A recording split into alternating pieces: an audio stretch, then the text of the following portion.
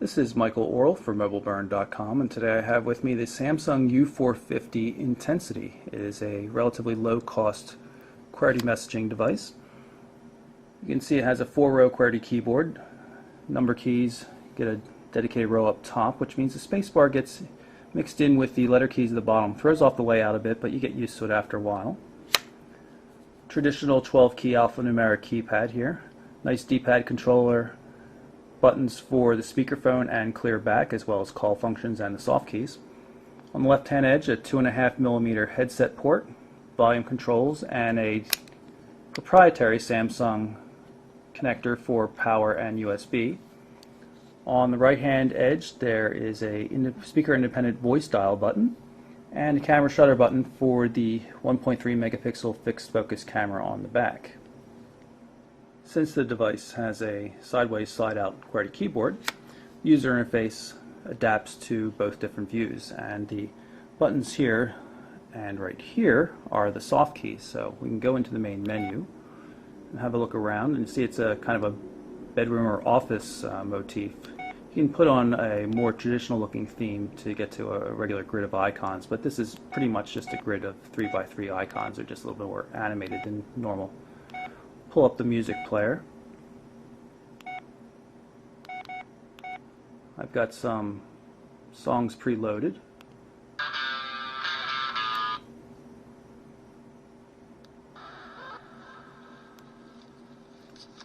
There's no background music play on this, but it does sort tracks appropriately, and you can create playlists on the device. You can see as soon as we hit the call end button, takes us back to the home screen and the music stops.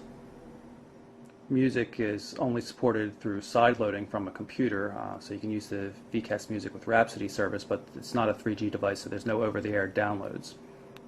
The IM client on the device supports AIM, Windows Live Messaging, and Yahoo. There's also mobile email support, although not corporate email, just personal email. I have a Gmail account configured already.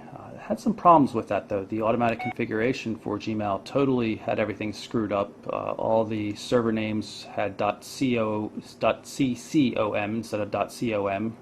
Even the email address was messed up like that. But after some manual tweaking, it comes in okay. But the lack of a 3G connection means the mail client's kind of slow. Even deleting a message can take 5-6 seconds.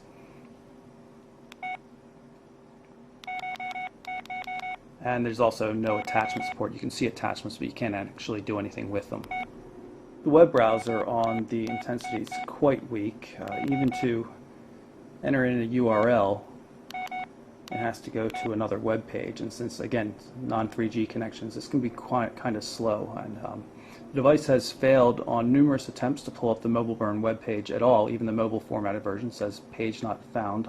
There's probably quite a few thousand people out there today that beg to differ, though.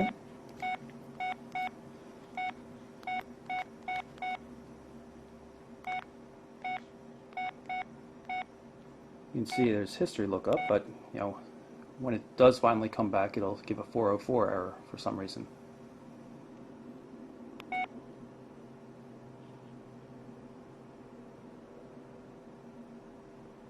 If you go right on the D-pad, it brings up the My Shortcuts screen, which is user configurable. We'll use this to get to a new text message editor. Put in a phone number here.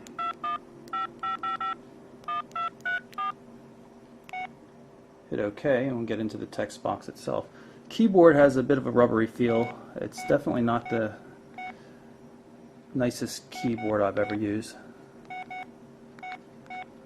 Some of the keys stick a bit. The N key rather doesn't work all that well. You can adapt to it, and it's definitely usable, but it's just not top caliber here. But for a device that retails for $29.99 with a new contract, I suppose that's not to be unexpected. The Samsung Intensity does have BZ Navigator support, also with voice entry. Dairy Queen. It'll find where we're located and then analyze the voice message I just recorded and hopefully show us all the local Dairy Queens, at which point we can map them and get directions.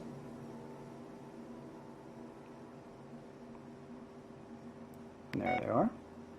And now we can show the map of the closest Dairy Queen in the area.